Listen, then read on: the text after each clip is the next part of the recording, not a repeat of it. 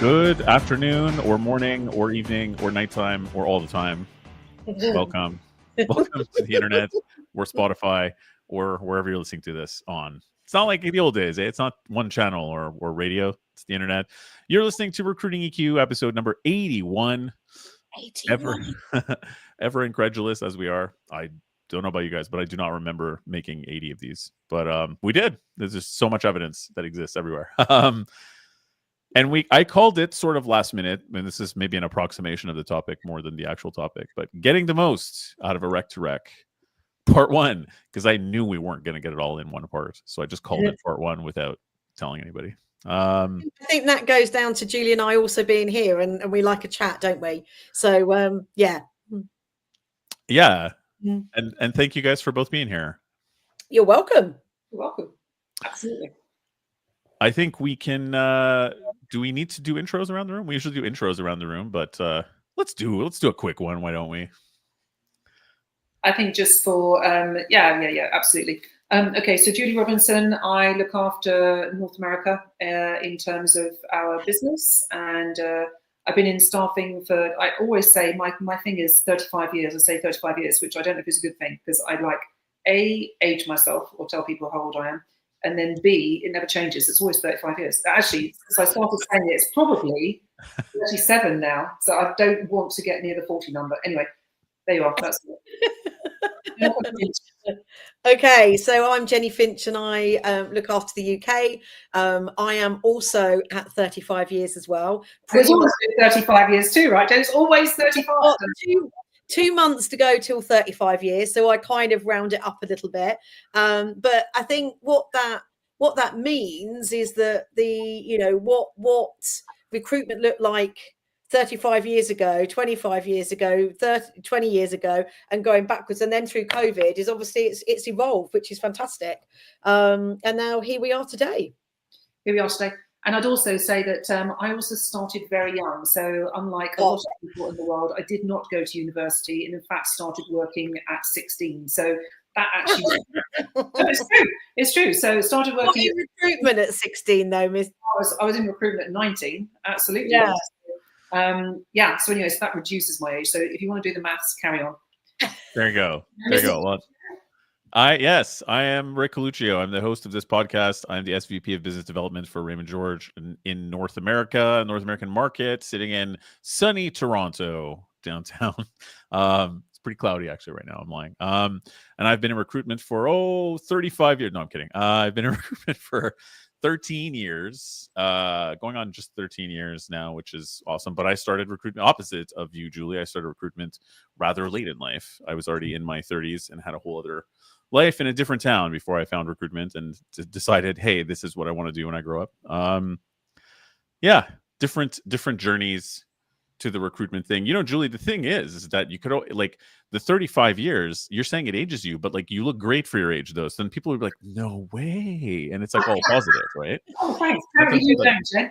But, no, you do too, Jen, but you weren't complaining about it. So I didn't think No, well, I do put on my bio that I've got like a lot of t-shirts, right? So I've got a collection of t-shirts of the roles that I've had in recruitment. Doesn't mean that I'm particularly special, but I do have a number of t-shirts and war wounds from my journey. So, but I'm still smiling, so that's okay. Still smiling, lots of t-shirts. Speaking of getting into recruitment at different points in our lives and different stories, I do like to kind of collect in my head the stories of how different people got into recruitment, because it's not obvious for everybody. There's different ways. The common one is I used an agency and they hired me, right? That's mine. That's a lot of people's that I speak to. They're like, me too. But this one I heard recently, I love this. He went into insurance sales, hated it, was complaining about it to someone else at the gym in the locker room. And a hiring manager from a recruiting agency was just kind of like, you know what? Why don't you come interview with me? And he got the job and he's been there for years. That's how he got into staffing. Wow. Yeah. Absolutely. I've had all sorts actually over the years, but it's well, that's probably maybe season 2 or part 2 or episode 2 or whichever 2 we're on here. But on terms of like what the like why is there not some sort of clearer route that's just identified at a younger point in people's careers, that this is a viable, very viable option for folks. I chose to go into it. Lots of people say that they fall into it. I actually made a conscious choice to go into it, from like, as in that was what I wanted to do after I was a sales rep and I was out on the road, and actually I wanted to still do sales, but be in an office actually, but still go out on visits. And it seemed to be the one role that actually ticked both boxes. So it was a deliberate choice for me. But most people, I would say, fall into it. I think that's what they do, don't they? It's like, oh, okay, yeah, you know, I like to talk to people. I want to be in business. I'm interested in the world and how it works, and recruitment seems to be an option that could be quite interesting for me. Yep, absolutely. And it's interesting that we're getting some generational people though recently too, which is fun, where they're just kind of like, you know, oh yeah, so what made you choose recruitment? And they're just kind of like, my mom's been a recruiter forever, my dad owned a recruiting agency, da da da. And so they have this perspective at home too, which is fun to see the generational part of it, that they have this positive association from the womb on kind of thing, which is fun. From the womb, yeah. No, it's true. Actually, I've heard some of that recently too, which is great. Yeah, super fun. It's funny. Maybe this is season 3 or episode 3, but in terms of like how the spirit of what we do has also changed, I think, and evolved over 35 years. It's very different now from how it was, but I won't go down the nostalgia route because that's not what we're here to talk about today. But well, it may weave itself in, but let's I guess start at from the egg here. I suppose this is part 1 of Lord knows how many seasons and episodes and whatever that this will be, where we actually sort of look from the beginning about, like, you know, what it is that we're doing, why it is that we do what we do. This kind of stuff comes up a lot internally, and even with clients and candidates, with clients in particular, talking about why it is they do what they do. There's a lot of existential questions almost that come up with AI tools and everything now.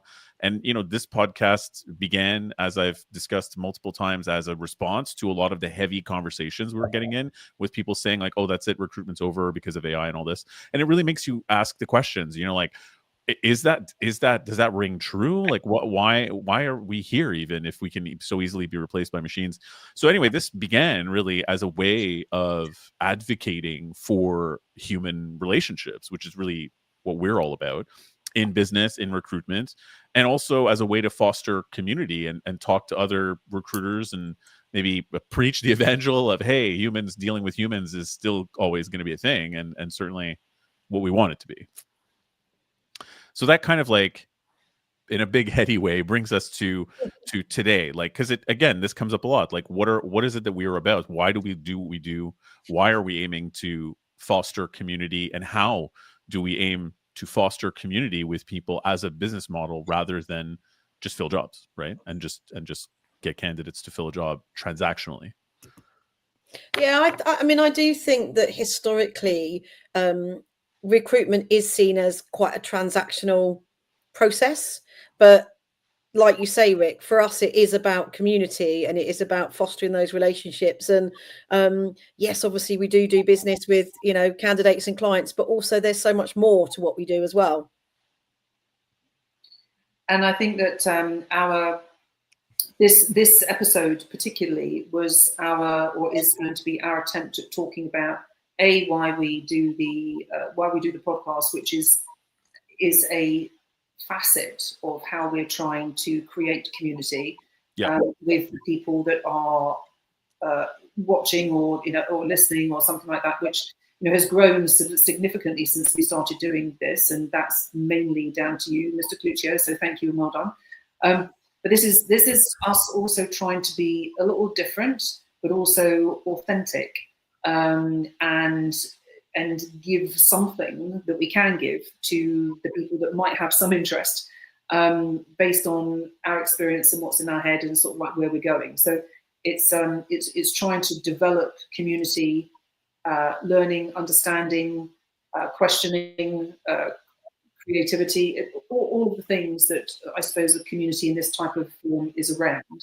This is our vehicle to try and do that. One of our vehicles to try and do that. I just thought it was worth embellishing. And sharing knowledge fundamentally. This is the the vehicle to do that, isn't it? Sharing knowledge and experience as well. Yeah, and sharing knowledge and experience and wisdom and all those great things, but in a very human way, which is interesting. Like there are a lot of we were just talking about this in our preamble to coming live too, that there are people out there who are sharing knowledge by forwarding PDFs. And I'm not saying there's anything wrong with forwarding simple PDFs, but I think there is more. I think that is something that AI could do. Whereas I think having relational knowledge that you're sharing and sort of going on a journey with people as they are doing what is essentially a big life event, right? Which is a job change. It's a big life event as well. And having someone that's like a partner or a buddy to go on that journey with you and bounce ideas off of, so like a really reactive give and take kind of knowledge share along the way is I think what I got from both you guys when I met both of you and began to work for Raymond George. I'm not saying that I didn't get this before, but I was in a very different kind of recruitment, which was sort of niche and higher volume and so on. But there's a level of authenticity that both of you brought to the table, and everybody at Raymond George, honestly, at the beginning, and sort of pushed for and advocated for, and in staffing in general, even prior, like I remember not being in staffing because I got in it so late, right? That I had applied for and gotten many jobs before and used agencies and whatever. It was a very closed process for me. It's like show up fully formed, ask smart questions. You don't need to give them any sense of your personality at all, your real personality or opinions. You're showing up to like smile, make jokes, tell them what they want to hear, get the job, show up every day, make money, and that's it. And every single human being I knew, my parents, every single person I knew was exactly the same. There was not one person in my life who was like, you know what you should do? You should really be yourself. Ever, period. It was how do you ace an interview? Like it was not even a concept. It was a concept that would have been a joke punchline in my life before and was. I regularly say to people, there is an interview protocol, I think, definitely. Sure. And there are sort of guidelines between what sits comfortably in an interview protocol. But I will always say to somebody, don't try and be somebody that you're not, because the worst thing that happens is that you might get the wrong job. Because if you're somebody that shows up to an interview or to a process and you are being someone different, the outcome of you then being hired and having to be someone different in that role actually is the worst outcome. And secondly, if you aren't who you are, potentially, if you're trying to be someone else, you might not get the right job either. You have to be authentic in the communication, being real. And yes, there are situations where I think, and outside of recruitment, there are people, sometimes you need to get a job and therefore you are trying to be who you think that interview in that company wants you to be. But most of the time, I would always advocate, be yourself. Be yourself. Maybe 80% of yourself, of what your friends see and what your family professional see. Still, yeah, sure.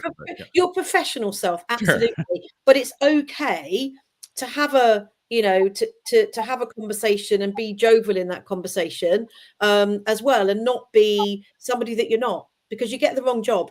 And I think things also happen for a reason. Sometimes people can try and be something that they think the business is. They get the wrong job and they start there, and very quickly they realize that actually, looking back on reflection, what should I have asked? Who should I be? Why did I get this job? And it's such a misalignment in that role. I mean, I have to 100% agree with you, because I think that describes probably the first 20 years of me being in the workforce, right? Is getting the wrong job. But I think that there's a fundamental trust that a person has to have to be yourself and think to yourself that you will get a job that is right, and trust that you will be able to make a living and feed yourself if you're being yourself for real. And there is a letting go of control a little bit, to be like, let me just submit myself to the process and see what happens. I did not have that. And I did not think that was smart. I think you decide what you want. And this is what almost the advice I got.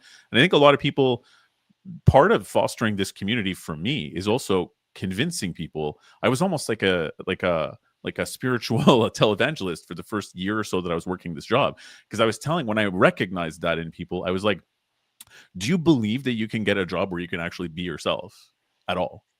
Like, do you believe that? Especially if they were saying negative things. Because I'm like, because I didn't before, really. I thought I was going to be in arts, but that wasn't viable commercially. So I was like, let me just get a job that does the trick and not even try.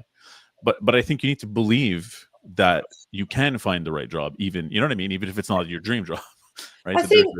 I think it's so sad that you know, because I don't know what the stats are, and I'm sure I could Google it, but the amount of time that you spend at work, it's really important that you are happy at work, and yeah, I think that's quite. I think it's a given. I mean, I think when people interview, as long as they are, you know, the interviewer needs to be themselves as well, don't they, in a company. You know, if they are projecting that they are somebody different and the interviewee is projecting that they're somebody different, both of them might be getting disappointed at the end of the conversation, you know, the end of the first month. So I think it's important to be yourself, not just as a candidate, but also as an employer as well, because, you know, show who you are, show your personality, you know, talk about the things that are real rather than the things that you know that people want to hear, and actually be authentic in that process. Yeah, I was just thinking there that that I think, and I quickly changed my mind when I was just thinking that, but my first thought there was that I think that most companies and the people who are interviewing probably are themselves more than the candidate potentially, because they think that they are likely to have the upper hand, and to not worry about who they're presenting at interview. But I actually think that that's not accurate, because it depends on the market. It depends on the market, and it depends on who they are trying to attract, and whether who has got the upper hand in that type of situation. But so I think the route, though, is I think you have to present yourself in a professional manner, no matter what, with as much authenticity as you can show. And at the end of the day, if that's not okay for either party, or doesn't sit or gel with either party, it's not the right thing. One of the conversations that I'm probably having more regularly with potential candidates and just talking to individuals about the market generally is actually, you know, if somebody comes to me and says, look, I've, you know, made a mistake, I'm in the wrong role, it was missold, all of this stuff, it's actually unpicking and going back and thinking, okay, so if you turn the clock back at that first, second, third meeting, what should you have asked that business or that person that would have helped you identify whether this role was right or wrong for you? What were the questions that you didn't pull out and actually ask? Because I think, you know, reflection and learning, and they, you know, most of them, the conversations that I've had recently, most of them, well, I would have asked this and I would have asked that. So what that's telling you is the next time you go for an interview, just ensure that you ask those questions, because it is important, and learn from, you know, mistakes are okay. Most people make mistakes in choosing, you know, I made a mistake in one business, and I got turned down for the company to start with. It was before I went into recruitment, and they said, look, it wasn't the right fit. And I'm like, what do you mean it isn't the right fit? I think, you know, this role would be pretty good. So I revisited them and I talked them round and got an offer and started with them. And by goodness me, they were right to turn me down the first time. I absolutely hated it. It was the wrong type of sale. It was very transactional. I was all about relationships, and, you know, but it was, so sometimes things happen for a reason. And retrospectively, what would I have done differently? Is I wouldn't have gone back and said, look, I think you've made a mistake. And, you know, and insisted you hire me. I agree, though. I think that I was you've told that story to me before, Jenny, and I relate to that story, because I think that's what I did do. I think I pretty much insisted and pushed through any pushback I got for other jobs to sort of convince them that to just hire me. But again, like, I think asking questions, you can tell, I feel like I can recognize sometimes when people don't ask questions because they just don't have faith. Do you know what I'm saying? That like, they're not genuinely made of all kinds of questions. Now I have a zillion questions because I believe that it's possible that one company is the right fit for me and the other one, you know what I mean? Like, yeah, being here and being happy, you sort of notice the difference and you're like, oh yeah, now I have a ton of questions that I would ask, right? But before that, you're just kind of like, I don't have any questions. I'll ask questions that the internet says are smart questions to ask so that you think that I'm Yeah. interested in me. And we can tell those a mile away because now they all sound the same, especially with Chat GPT. But there has to be that trust, which I think is important for us. And Yeah. for me, is a big part of this whole community approach, is really getting someone to actually open up a little bit so that you can be like, you know what, man, or lady, or whoever you are, I think you would actually like this. What do you think of this or whatever? Once they open up. Like that candidate of Yeah. mine, you remember this, Julie? I was talking to her for years. And she was one of my favorite candidates. I pitched her all over the place, and it didn't really land. She got other jobs and so on. We stayed in touch and talked a lot. And then I said, if you were going to say what's your dream job, what would it be? She'd be like, anything that had to do with like fashion, beauty, whatever else. And I'm like, I straight up have an opening in fashion and beauty. Why are you in finance? And she's like, really? There's recruiting agencies that do fashion and beauty? And I'm like, yes. And I have an open job. Like, you took years before you told me this? Well, Nick. Years? You told me? So even with someone, again, it's just that trust, right? Of building. That's an extreme example. But like, I think it's very important to be open with each other that way. Yeah, I think though that when I think that the first conversation that you might have with somebody, it's almost like the headlines. Yeah, I'm looking for progression. I'm looking for this. I'm looking for that. What does we tend to push back a little bit? It's like, what does progression actually mean to you? What does an opportunity mean to you? What if you were if you had 3 offers on the table, why would you choose one over the other? And it's really digging deep rather than just accepting, yes, this person wants progression, because progression can mean salary increase, but it can also mean title. It can be, so many working at a more senior level. And I think it's important that sometimes people don't know what they're looking for. So I kind of feel that some of that is our responsibility to ask them the right questions to elicit out of them, actually, yeah, that sounds great. That sounds exactly what I'm looking for. I hadn't thought about that before. Or even, actually, could you do that in your current place? Is that an opportunity that you could stay where you are and have that question because, you're trusted there and you want to move into this and maybe that's the right place for you. But yeah, I think interviews have changed over the years, but I also do feel sometimes that people, like, I'll ask a question to a candidate and say, what do you really want to know about that organisation? What are the questions? Okay, so are you going to ask them that? Well, no, I don't think that's the point. Ask them. They like those sorts of questions. Don't be shy in asking them that, because it's different. It's not Googled. It's not ChatGPT. It's not the top 10. What does progression look like, and how can and how can I do that? It's actually get in the weeds and kind of really bring that role to life, because you're going to be there for 40 hours a week. So I think I'd like to just say too that the reason that we're talking about this is because from 2 perspectives. We're not just sort of sitting there, oh yeah, aren't we fantastic? This is what we do. But what we're trying to do is add value to the conversation and the community with some of the way that we approach each conversation with either a candidate or a client or both. And what we're trying to do here is encourage people to do the same with their candidates or with their clients. Absolutely. Because majority of people aren't in Rec2Rec. Majority have their own, and that's the whole premise of what we're trying to do here. Is right. Each of us have our own verticals that we're focusing in, but all of this is relevant. And creating a community in any vertical is how you can and will be successful. It's just which tactics do you use, and that's not an overt tactic. Ooh, let me employ this tactic. It's which natural things do you do that will create your community that are okay to do and to do more of, because that will get you more success and success, not necessarily financial success, but long-term success in the profession that we've chosen.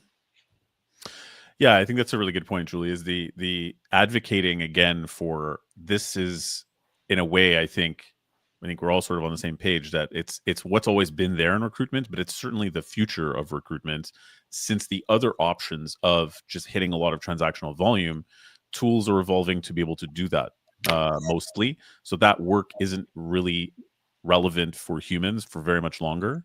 the really grunt work, tons of volume kind of work. So but I think it opens up more time, hopefully using those tools as a tool, more time to put into the relationship aspects, the community aspects. And I don't think there's any need for the doom and gloom. Although, it may separate some people who don't really want to bring themselves to the table and have deeper relationships from recruitment, maybe are not going to be cut out for the recruitment of the future, which is going to, I think, heavily rely on, can you build relationships? That's going to be, I think, the main metric. I wish that was the question that we got asked from clients, number one, and that's not how much are you building, but how well can you build relationships? But it's already starting to happen, I think. Yeah. I mean, everybody wants that, right? But you know what I'm saying? It's going higher on the list of questions from clients. That's actually a great point, Rick. And I think that a lot of, so if we're talking about our business, a lot of clients aren't thinking about how well can or overtly thinking about that, or like top of the list, how well can anybody I employ in any capacity, whether it's a recruiter, whether it's a salesperson, where it's more likely, talked about, whether it's a 360, any one of the sort of spectrum in our business. The most important thing is how actually can they build relationships with anybody, whoever their target is, whether it's whoever, doesn't matter, because everything else will follow. Everything else will follow. So that skill and that depth of ability is the most important thing. But most clients don't ask that first in terms of when we're presenting with the candidates. But it's almost like it's almost like not even talked about, actually. I mean, is it often? It's like, what have they done in terms of billings? What have they done? It's like cookie cutter. It's like, okay, if they did that there, then they should be able to do that for us. And it's like, I don't know. Yeah, and even and I get it, it's a difficult market, so people are trying to lower risk as much as possible. So I understand why that's the conversation, but it's unfortunate, and I think that it's, again, sometimes maybe a bit short-sighted in hiring, because it's like most of the people in the same industries have had the same dip downs, have had the same ups. You know what I mean? And it is somewhat a function of just that they were doing what they were doing.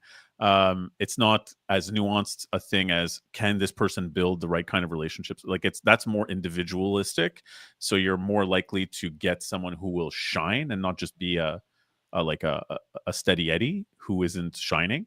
But it's people are playing defense now, I think, right? They're like, we've had a couple of rough years. It's a difficult market. Let's just defensively go with the surest bet possible. So this way, if it doesn't work out, their own bosses won't get mad at them or whatever, which I totally understand. But I'm starting to see the trend go up with a couple of clients of asking about, like, or talking about their belief that this person has charisma is something that came up today in a client meeting. I'll tend to side with the person who has more charisma, and that's why I think this person will get the job. And I was just kind of like, it's music to my ears, because we're talking about, again, the human relational aspect, which is, come on, and it's just bound to become the most valuable thing that we do in the next few years. But equally, and I was in that client meeting too. I think the one that we were both together with, and I think the other trait that this particular client also valued very highly was listening. Yes. So charisma on one hand, but then not necessarily overpowering charisma, being able to listen and demonstrate that ability that was, or can be. I'm not saying it's completely unrelated, but actually good listening should be a trait that should be quite high up there as well. Oh, exactly. I'm massive on this. I think that this is how you get the sell, is by actually fantastic listening skills. People just talk are not the people that personally I want to employ. And I don't think that they will be the ones that are super successful in our business or any sales business, in my opinion. But I think that it might be, I think also with sort of building relationships and sort of trying to add value, and in our world, I thought it was also quite useful to give some examples of how we do that. So, which are small, probably, examples, but are okay things to do. So, as example, I know what you do a lot of times, Jen, is you give advice on perhaps how to renegotiate a salary. So there's nothing really in it for us, and that's okay, right? Because all we're doing is adding value to the relationship which we're building. And at some point, we might we might place someone, or get some sort of, so it will come back at some point, and through the, through the universe, it will come back at some point. So it's not that we're totally just giving all the time with nothing in it for us. Because yes, we're in business and we want something to be in it for us at some point, hopefully. But we do foster a community by giving help and support, and that's one of the ways that you do it, Jen, isn't it? It's like, yeah, absolutely. Like, if someone's leaving because the salary, or if they're leaving because they haven't got the flexibility, I will help coach them through that conversation, because if they'll stay, if that change, then absolutely they should stay. I think one of my, I'm not saying everyone's film here, but the Pay It Forward film, I think the concept of that absolutely is key. And I've had connections in the past where, if ever I speak about them, one of my describing characteristics, they're a giver. They pay it forward. They're always they're the introducer. They're not looking for anything out of it, but they're just helping, connecting people, but not for self-gain. And I think that's quite key in any sort of community. Yeah.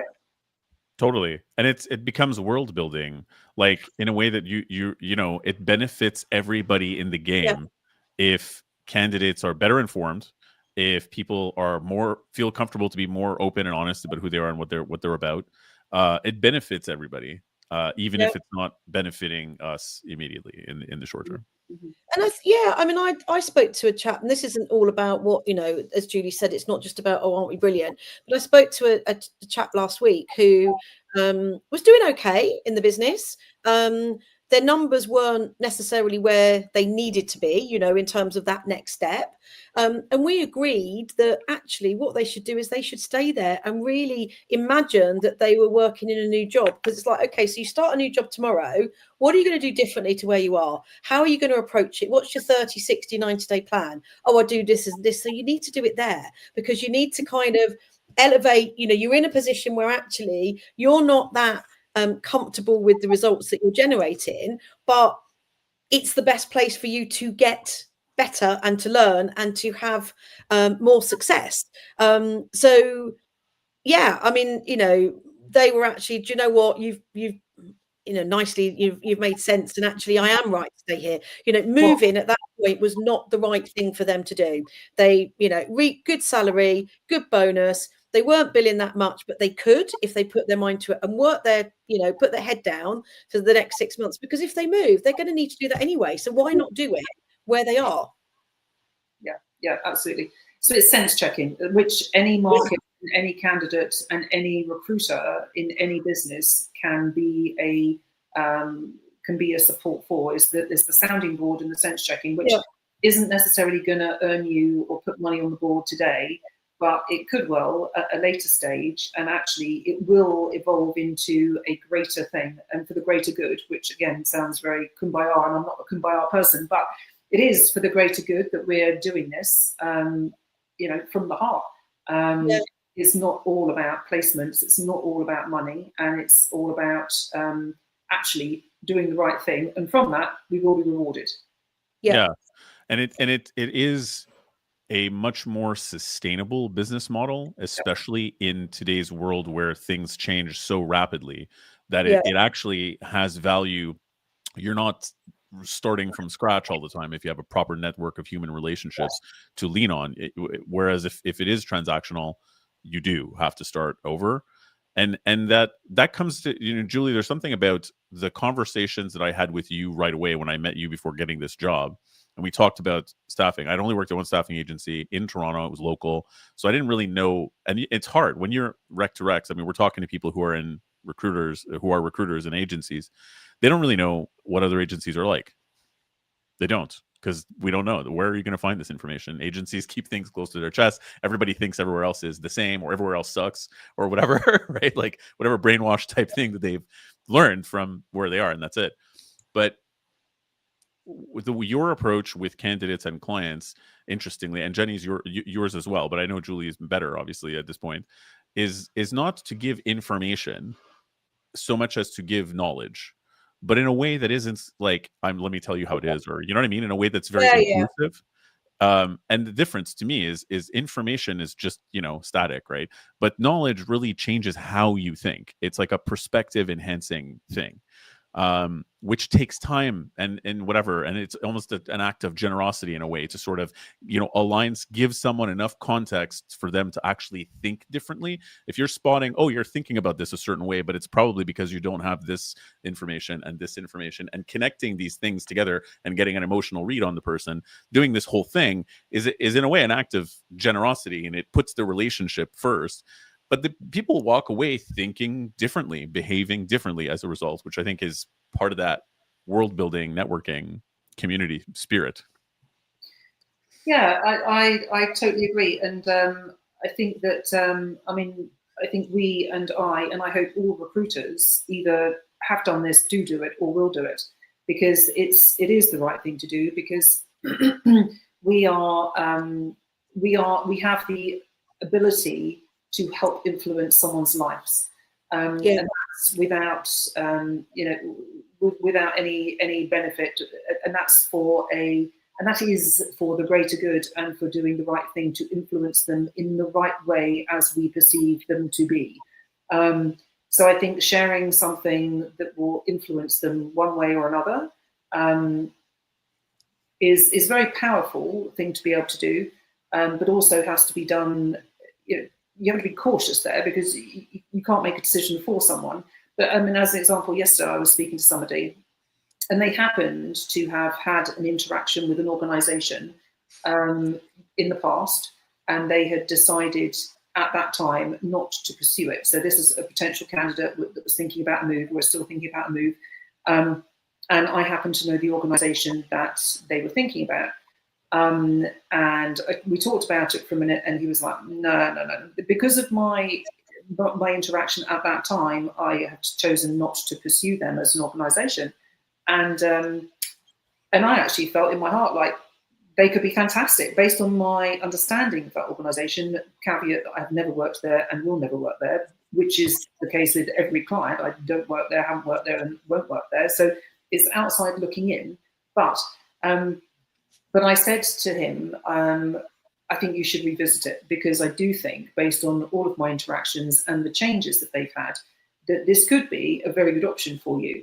And because I think of, and again, this is not sort of like, aren't I fantastic? This is not me doing that at all. But because of the knowledge that I have of the local market, I genuinely believe that this could be a good option. And he decided to do that. So I changed his mind.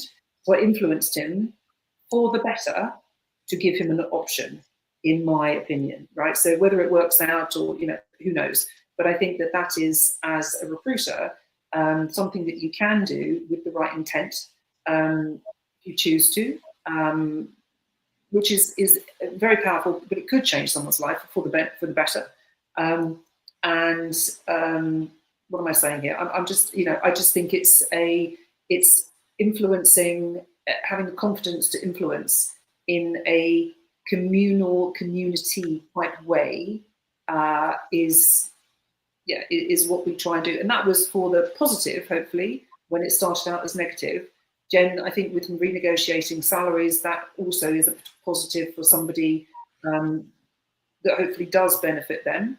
I think the other thing that we can do and do, and I'm sure that other recruiters do too, is give a market appraisal. Mm-hmm. Yep. This is all like, we don't get paid for this, right? So we don't not like get appointments and here's like however many dollars or pounds an hour to this insight.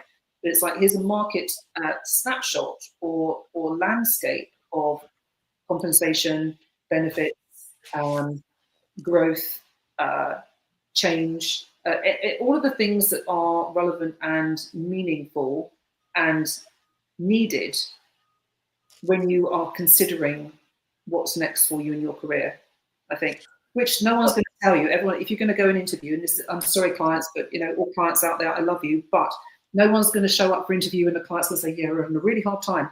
So it's, it's non-biased actuals from a positive perspective, and also without fact, but it's some it's assumption and some perception thrown in here, but it's a unbiased landscape view of what's going on. Well, yeah, and because it's relational, it's dynamic and bespoke to the person. So it's emotionally understanding what their state is. Like if you talk to somebody who says, "I want to make tons of money, but I'm also super stressed and burnt out," you're not going to put them someplace that's going to make them do more dials a day or micromanage them or whatever else. Even though they're like, "Oh, is it $5 grand more? I'll take it," because you can tell they're like, okay, they're really stressed right now, so that's why they're saying that. Whereas if it was just static information that you look up again in AI or whatever else, it will just tell them what they are looking for, but it won't be able to tell, hey, maybe you're just stressed out and that's why you're looking for this right now. It can't tell that. Like, how we've done this a couple of times where if it's a salesperson, and Julie, you've been wonderful at sort of getting this across to people who are in sales too. If they're like, they're having delivery problems, and so they're not making their sales only, and so they're not getting, they may be their solution to that is they need to have a much higher base, because that's the only way they can guarantee that they can guarantee their lifestyle, because they can't trust delivery. And it's like, well, actually, if you don't make placements and you have a much higher base, you're going to get fired. So it's not necessarily a solution that you think it is for stability, but they're just stressed because they haven't had delivery. But really, it's not about the base salary at all. It's about putting them somewhere where the delivery problem is no longer there, and it's about calming them down enough to be open enough to realize that, and not be like, no, I need to have a higher base because I'm freaking out right now, man. You know what I mean? That kind of thing. Yeah, it's yeah. Anyway, so I think we've got lots and lots of examples of sort of the types of things or tactics or situations that you can be in where you can add value to someone. And I think we all feel that A, we practice that, but B, that is how recruitment agencies should be, which is a longer burn and a longer cycle, but probably a lot more sustainable and a lot more overall beneficial for everybody. Absolutely. There you go. Did you like that? We've fixed it all. We've solved all the world's problems. Yeah. Actually, I mean, sometimes I do. Sometimes I question this though, because it's like you sit there, and I can remember a distinct example where I had another interview with somebody, and she was, in fact, I put a post on LinkedIn today about people wanting to move to the corporate world. And I think that the corporate world perception, when we think about recruiting agency, moving to corporate recruiting, is a lot simpler, less stressy. So I think that's the and I know that I'll get like eggs thrown at me from the people that are like, no, that's not the case. Anyway, I think that the perception is that. So I had this one individual that I interviewed who's and she was in staffing, and she was like, oh, okay, so I'm actually thinking about going to a corporate environment. And I'm like, okay. So immediately in my head, it's like, okay, so this is someone that I probably can't help and don't want to help, and or is unable to help, because most employers will not want that person, because as in staffing employers, because they feel exactly what I will, that they can't hack it. They want an easier life. They don't want to stress the targets. That they don't want to be in the rat race, which a lot of times recruitment and staffing can be. Anyhow, and then a few months later, so we didn't progress. I didn't present her anywhere. And a few months later, she turns up at one of my clients, and it's like, oh, okay, what happened there? So I'm like, oh, in my heart, I'm like, no, don't do that. It's like a short term. It's a short term thing here. I just feel that this is not where you want to be. And you said that, and it's like, no, don't do it. I believe that she is still there, so maybe things have changed. So, but yeah. Anyway, I think that's just an example of perhaps sometimes you do things that maybe isn't what you want to do, but you have to do for different reasons, I think. Yeah. For sure. Or again, it's often, I mean, nobody comes to us saying, at least that I've found before, as a first layer, here are all the emotional things that I want to feel differently in a day when I go to my next job. They come to us saying, this is what I want: better hours, want more money. Like, it's all cerebral, like facts and figures and stuff, right? But really, at a job, if you feel badly every day, you're going to be miserable, no matter how much money they pay you. If you're miserable, it's not sustainable. You're not going to stay. but I think part of the building trust is to sort of get a sense of their emotional state and sort of translate some of the things they're saying into, okay, well, why are you saying you want to go into corporate? Like maybe it's Yeah. just because they're feeling burnt, but then you push further and you realize that their boss is really toxic or something, right? Or there's, you know what I mean? And so it's like, well, it's not really about corporate or agency then at that point. That's not, those are big sweeping ideas, and it's just looking for an easy solution because you're burnt out. But Well, a it's not perceived really the easy issue. as well, Rick. I think it's a perceived easy solution, because I Yeah. don't necessarily believe that. And the term that I would use is in-house. I think that's a tough gig as well. You know, Increasingly. it's not. It's perceived, I think, from a recruitment 360 view, that you're not then needing to find your clients, but ultimately you've got internal clients and you're presenting one opportunity to a market that perhaps is, you're trying to find candidates. So, you know, It's different. Pardon? It's different. It's It's just different. different, absolutely. And having knowledge to know it is different gives you a choice. Yes, Not for sure. understanding and actually thinking about it, and thinking about, oh, actually, if I was doing that, if I was only working for that one client, how might that make me feel? What would I be doing? How does it look? And actually, sometimes it's different to what you think it could be. Yeah, and I'm sorry, I didn't mean to say that in-house is easy, but I just meant in terms of like the big sweeping types. I'm unhappy Oh, at my current job, therefore it's all agency that's bad. Let me do something that's fairly different. And I'm a recruiter. I could get maybe a corporate recruitment job, but it's a big sweeping, like instead of going nuanced and being like, is it just this agency? Are there things about it yeah, here? Because at the end of the day, you're not in control of your clients. So it also is a resignation of control going in house. If they ask you to do things that like find a person and it's a difficult salary, you can't say, I don't want to work this job. You can't say that. You have to work the job. They're paying you money to work the job, whether you agree with it or not. Like that's the internal, trade-off, right? So it can have its own difficulty for sure.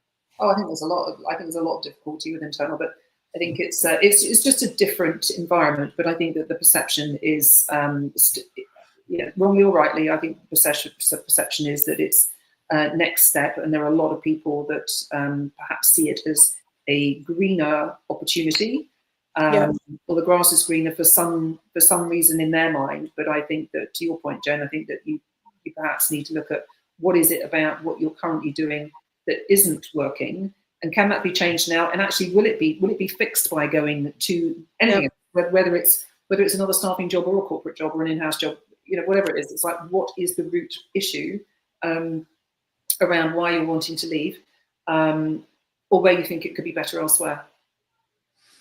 yeah. Absolutely.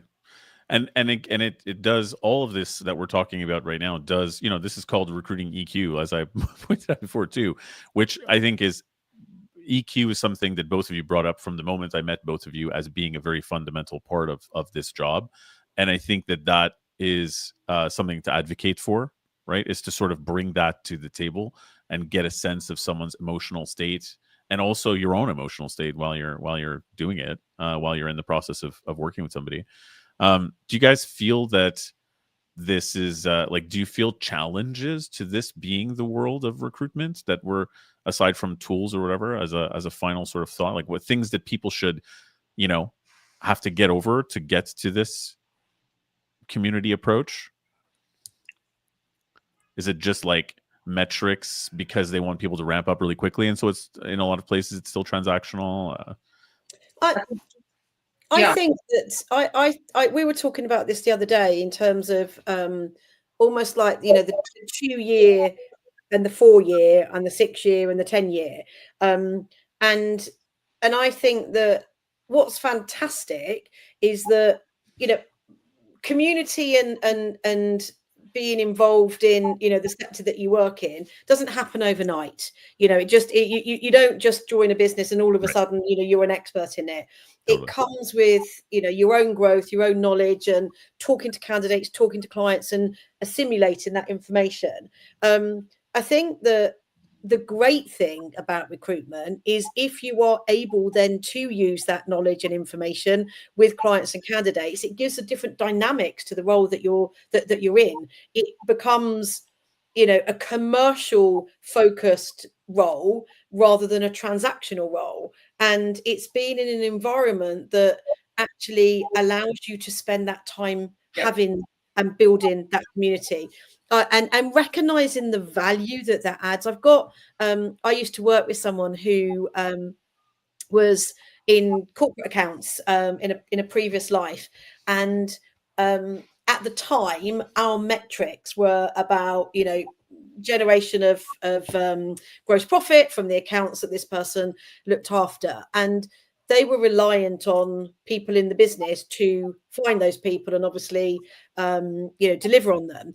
And this person did say to me on one occasion, wouldn't it be great if there was a way of valuing relationships in recruitment over and above the pound? And at the time, it was a number of years ago, and at the time I kind of thought, well, you know, it kind of doesn't feel a conflict, but relationships will convert into potential financial transactions, but it's having the time to invest in those relationships to allow that outcome to happen naturally, rather than always thinking about, okay, well, I was on the phone there for half an hour, therefore I've got to be, that was too long and I haven't got anything out of it. It's about being comfortable in a business that you're working in that allows you to do that.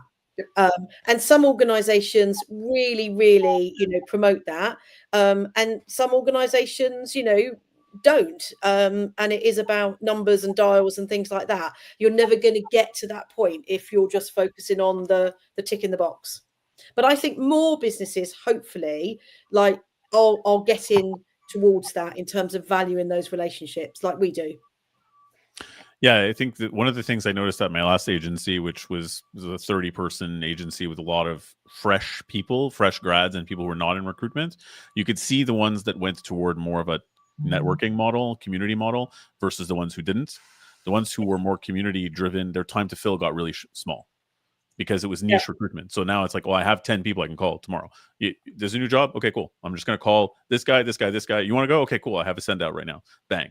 Whereas the other people were starting to search from scratch, sending out outreach messages. And it took them 2-3 days to get even one person, as opposed to those of us who really stayed in touch with people. So you do see the residual benefit very quickly if you put in the time at the beginning, like you're saying.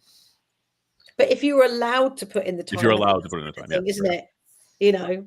And I think that you can get a feel from that at interview, but obviously you can ask the hard questions around, you know, what's measurement and what does success look like in the first 30, 60, 90 days.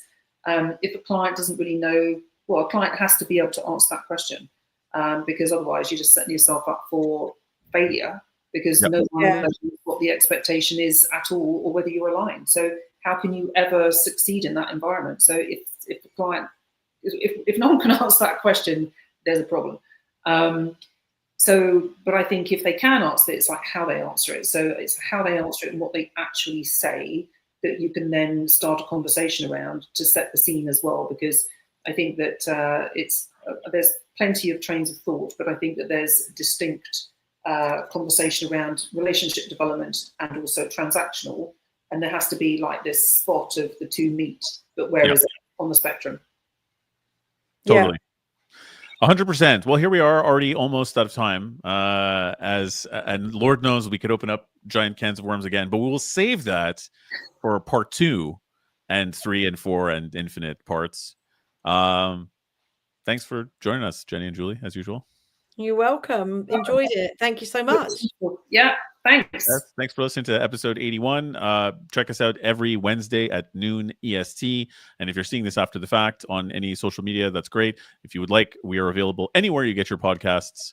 And I hope to see you next Wednesday. Thanks, Rick. Bye.